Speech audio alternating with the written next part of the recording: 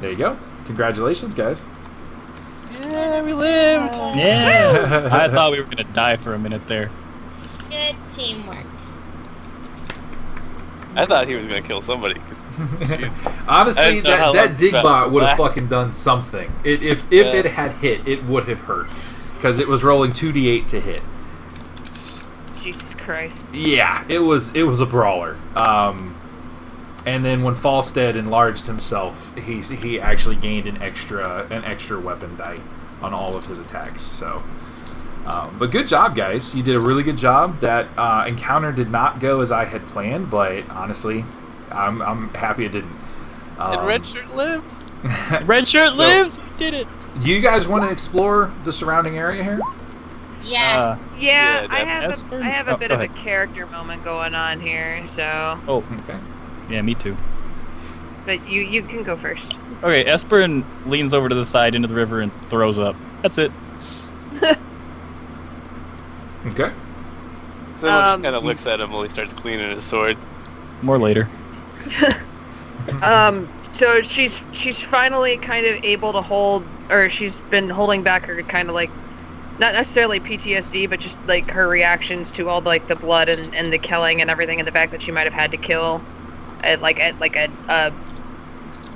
well, not necessarily just a monster, just like a person. And so she kind of grips the rock face and slides down a little bit and is just trying really hard not to suddenly burst into tears or throw up or do both at the same time. And she's shaking pretty bad and she's all like pale and stuff, but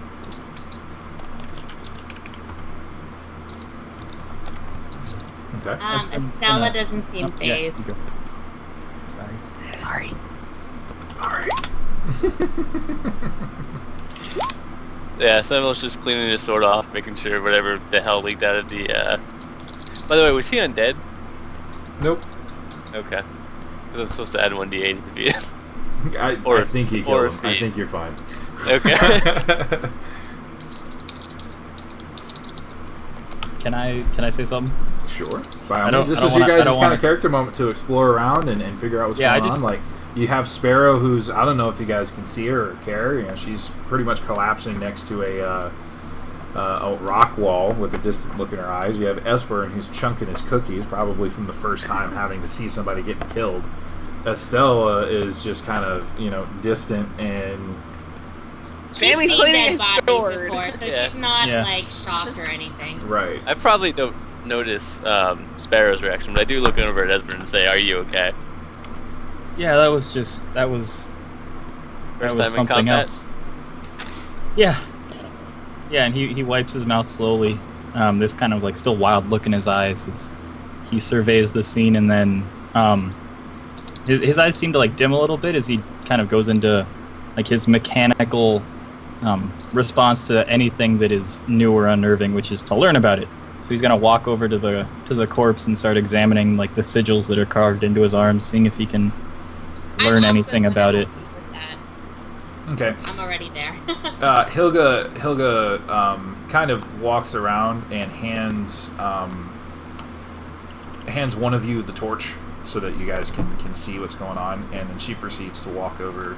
She's like kind of shell-shocked, like what the fuck just happened. Like, she's got a super distant look in her eyes as she kind of uses the halberd as almost a walking stick as she like goes across the water. Just absent-mindedly hands it and comes over here to sit on the edge of the bed and kind of looks at Sparrow.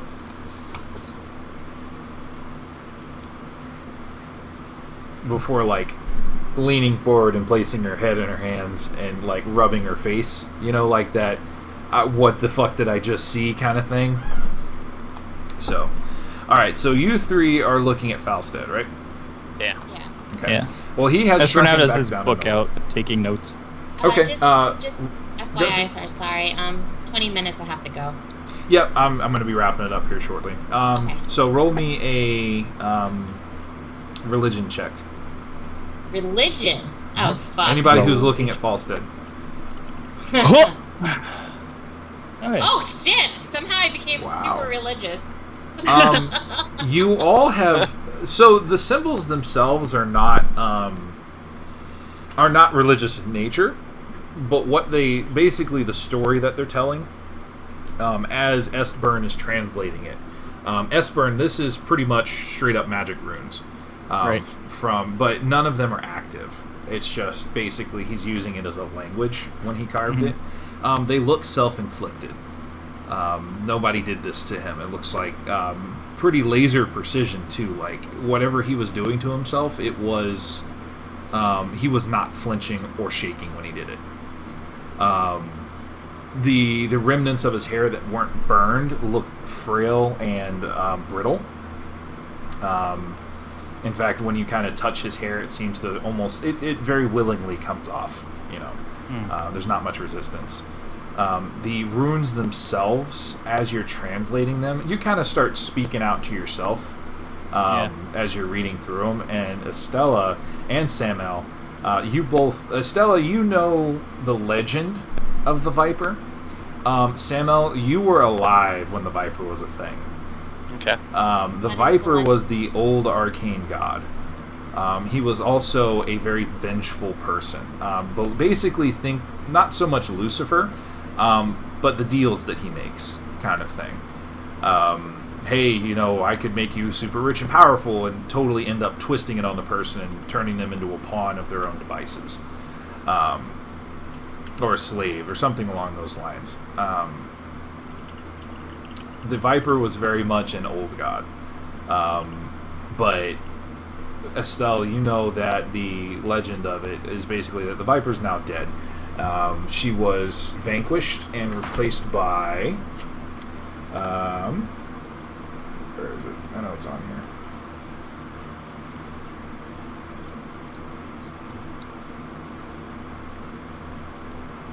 Croith. Croith, the goddess of learning and the arcane. She basically, instead of using magic as... She didn't want to see magic used as a trap anymore. She wanted to see it expressed and learned throughout humanity. So she ended up, with the help of some of the other gods, vanquished the Viper. Samael, this was back in the time when magic was still not a relatively new thing, but it was still kind of unmarked territory. People hadn't really figured out how to make it learnable. And there were a lot more instances of people who could use it, such as sorcerers or warlocks. Okay. So it was there was less of a learned field, like there weren't as many wizards, but people with natural aptitudes for it. Yeah, exactly. So there were a lot of people that used that power for evil, to oppress other people. And actually the tieflings were very much against that. They hunted down road wizards where they popped up, if they were, again, pledging their loyalty to the Viper. Estella, one of the acts that you have kind of was staged around the quote-unquote re-rising of the Viper. And one of your hero characters from the Masks would take them back down. Very artist piece, but you didn't bring it out very often. It was a very select crowd that would be able to sit through that. The Viper isn't so well known now. It's pretty much forgotten, but you recognize that this person, this Falstead character, has etched pretty much the entirety of his skin with her story. That's kind of creepy. Is there any knowledge of a cult to the Viper in the cistern or in the city, Estbern? Not that you know. Not that I know of. This is and he's like speaking as he's hastily transcribing these runes. Not that I know of. This is new to me. So you said that he like shoved a vial into his arm? Correct. Sarge? Is that vial anywhere around? It would be back over here. All right. Having finished, once Estbern's done with the story, he's gonna move over there slowly and try to find it. Okay. Between the chemical file burns and the acid marks and the still leaking mechanical corpse of the Digbot, you do actually manage to find it. It's pretty much a syringe. Is there any liquid left inside? No, it was completely spent. Damn. Okay. You could smell it. You can, however, if you want to, you can keep a hold of the syringe. Here, Sammy! Because you have this is actually, it's not complicated, but you're actually fairly fascinated with how it has completely removed any trace of the liquid out of it. Like, there was no waste. It was a complete injection. Yeah. Okay. Yeah. Then Estbern will take it and pocket it, and he seems a little bit happier, back to his normal self now that he's found something that he can take apart and study. Okay. I'm gonna start moving over this way to look in the cave. Okay. But that's just to explore it. All right. Sparrow, we'll get to you in a sec. All right. Because I see you wiping your hands on the rock. So as you move into it, back here is all of the bodies from the 6 people. They're kind of just piled haphazardly, almost torn apart in various ways, dismembered, eviscerated, various, the spiders did a fucking number on these people. And you watched it as it happened. Like, they fell apart pretty easy, but once they got on top of you, there wasn't a lot of hope. You see that right here, there is a what looks to be a new digging area. As you passed over here, you noticed that the rocks were falling into a new entrance. Okay, does the entrance go anywhere? Would you like to check? Sure. Okay, so we will piece for a moment on that. Everybody's kind of going around Sparrow. What's going on in this huddle corner up here? Because I had Hilga was going to kind of pull her face up, see what you were doing, and come over and simply just like pull you into a hug. So she kind of didn't deal with what happened last time. Although she's kind of been trying to rationalize it in her head, like, I had to kill them because they would have killed us. Mm-hmm. You know what I mean? Yep. It's still blood that she drew, which she's been taught for so long. It's been almost literally beaten into her. You do not kill. Right. That is not what you do. Mm-hmm. And so she kind of broke that. And then, even though all she did was fire at the dig bot, she almost fired at the dwarf guy. And it doesn't matter if he was undead or in possession or whatever. He's still alive, he's still a person, and right. She almost let that arrow fly on him, and so she's kind of having a bit of a mental breakdown while she's trying to deal with all this. And she was trying to do it in private because she was like, they can't know that I'm dealing with this. Gotta keep it quiet, gotta keep it quiet, gotta stay away. Okay. And now she's just kind of like, all she sees on her hands is the blood that she never got to really scrub off. So she was kind of like wiping them on her pants at first, and then she's like wiping them on the rock wall, trying to get it off. It's not coming off. Okay. So how would you react to Hilga coming over and kind of, it's a soothing moment. Like, she's trying to pat your hair down, and it's okay. Come back. Considering she's probably not had too many embraces like this, so she freezes and is like just shaking, and then puts her face down into the arm and starts, crying. Okay, Estbern. And it's not like one of those pretty, oh look, I just have a few teardrops coming out of my. No, she's full on snot fest. Well, maybe not full on snot fest, but yeah, she's definitely like freaking out. Okay, Estella and Estbern, how you guys dealing with that? Estbern pulls out a slightly soiled handkerchief, and reaches out. What's this suspicious stain on here? It's something alchemical, and try not to get it in your eyes. Yeah. It smells like strawberry Jello.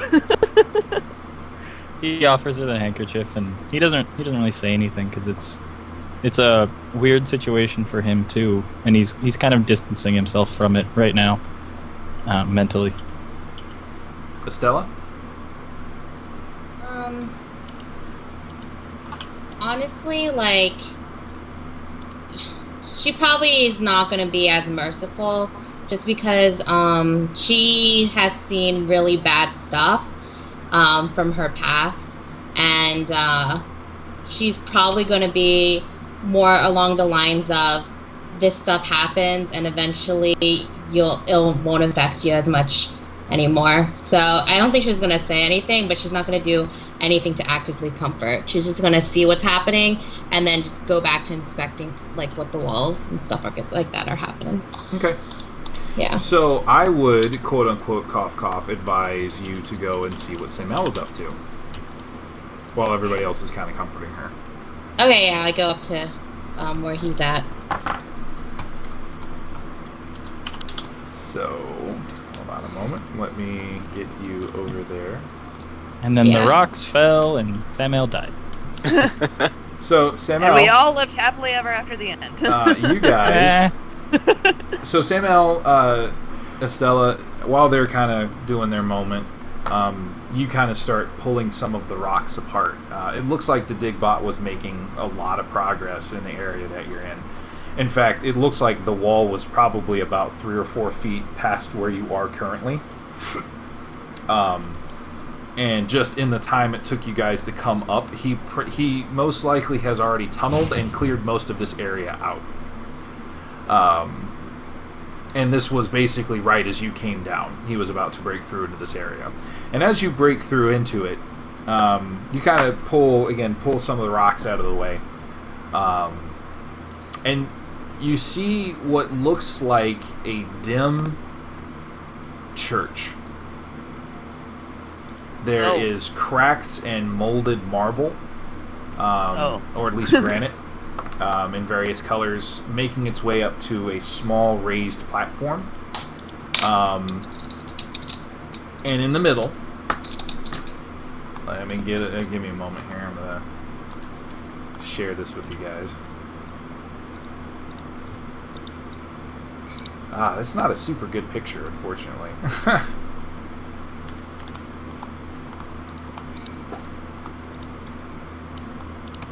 You see a large tube with a silver skeleton in it. I didn't do it. This is not me. It's shiny, but it's not mine. There are hoses leading up to it, and there's all types of jewels sitting around its crown. And as you enter, it starts to power up. And a small light appears at the bottom of it. Uh-oh. And scene! Way to go, guys! So that's for next time.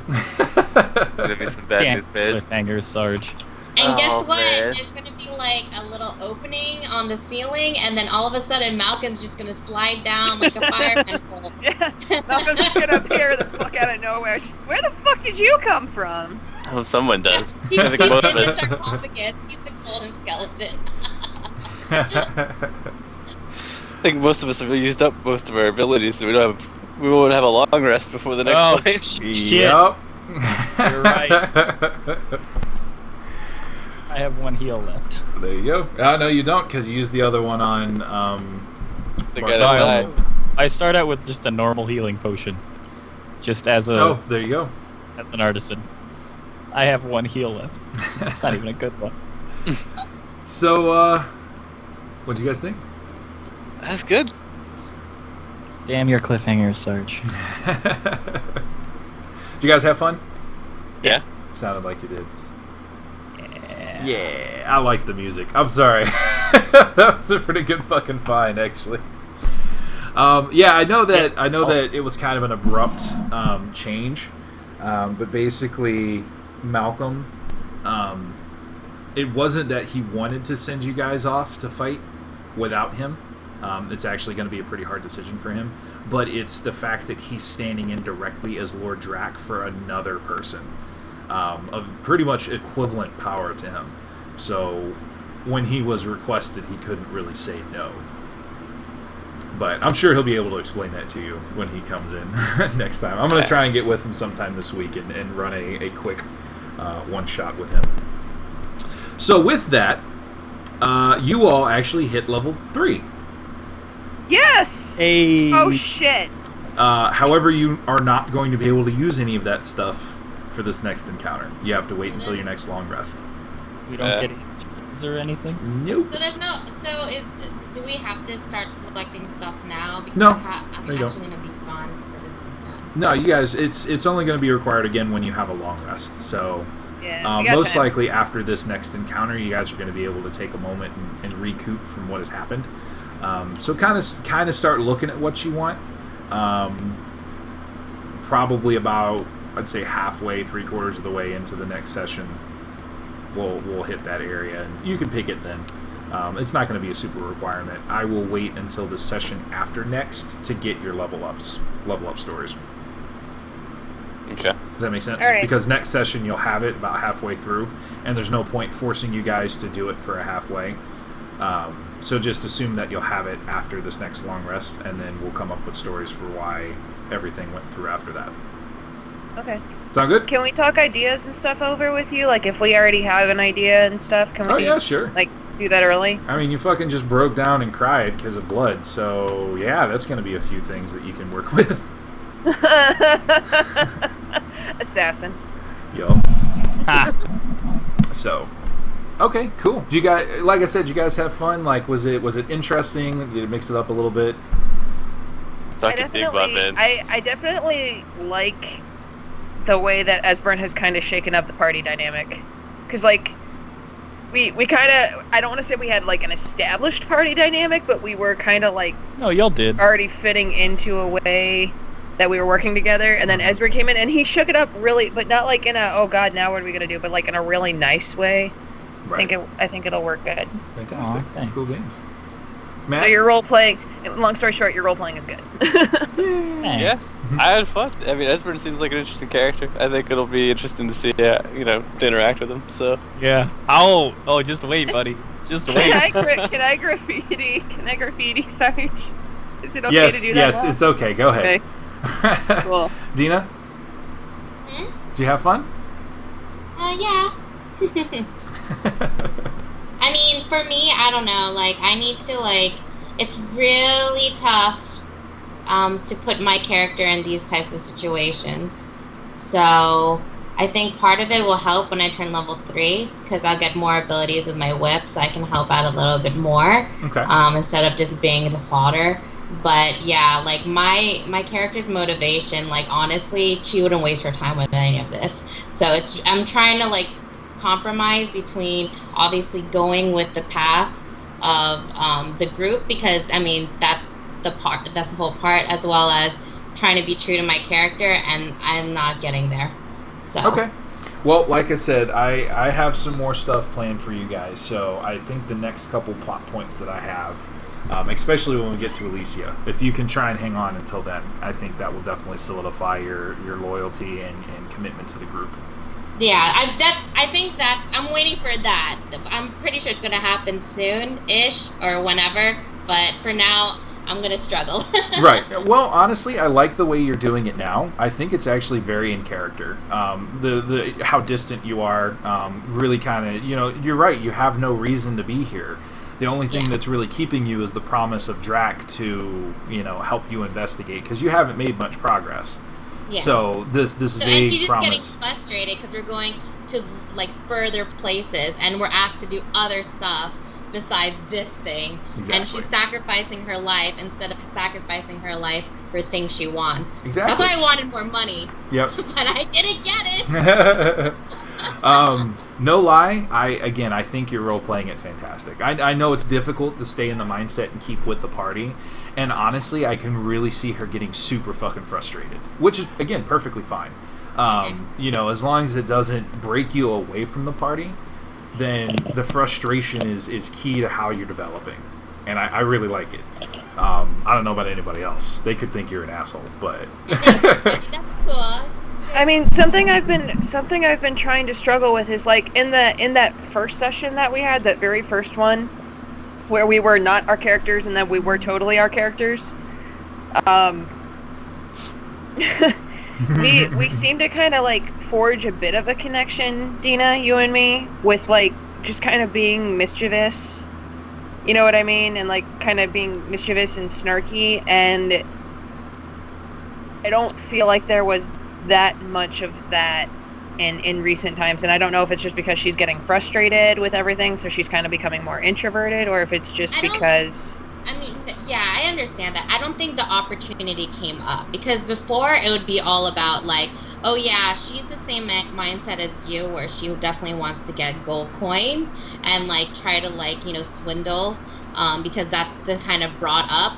But when she starts noticing that your character is getting super emotional, it's kind of going, which is not listed in my backstory. There's part of it that's hidden on purpose. But it kind of connects to her backstory where she was also at that point at one time, and now she's over that point, and she sees you, and it reminds her of a weaker self, and she doesn't like that. So, Gotcha. And also the fact that you're also siding with Malcolm is also another deterrent. So yeah, if it comes down to it, she definitely could be chummy, but right now, there's more fizzles or fissures. All right, I didn't know if it was the way that I was role playing, if it was like I was causing the problem, or well, I guess I kind of am, but I mean, your character is, but not like you personally. Okay, Yeah, I so was like, honestly, that kind of a talk is absolutely necessary for stuff like this because you guys can't peer into each other's characters' heads. So if you want to, from now on, I mean, even in Ash Chat, just be like, hey, listen, I would like to interact with this person more. You got any ideas? And kind of go from there, because, I mean, it's not something Senpai! I mean, Estbern, Jake, I expect Estbern at this point to kind of reach out, because he seems like a really kind of chummy person trying to figure out where he sits. So I can definitely see at the next long rest, there's definitely going to be a talk of, okay, spill it, fucker. You have a robotic arm. We just went down to a Viper cave. What the fuck, Yeah. Yeah, he's fine with that. I will say the one thing, Sarge, is that I've been playing one shots for so damn long I forgot what a cliffhanger felt like, and now I'm irritated. Well, done, honestly, Sarge. You've irritated most of your players at one point or another. You irritated the heels. Job done. Well, Job done. I'll let everybody die next time. Never That's piss off fine. the heels. Yeah. especially since it's a Never, cliffhanger. ever piss off the heels, ever. Especially when it's a cliffhanger on such an eventful boss fight. Oh. So, alright, cool Next beans. level, I can- Wait. Never mind. Sorry, go ahead. No, it's cool. I'm just basically dismissing y'all. You're all good. I'm going to go ahead and end the stream now, so everybody say goodnight. Night Night stream. stream. Good night, stream. We'll see you guys next time. Yes.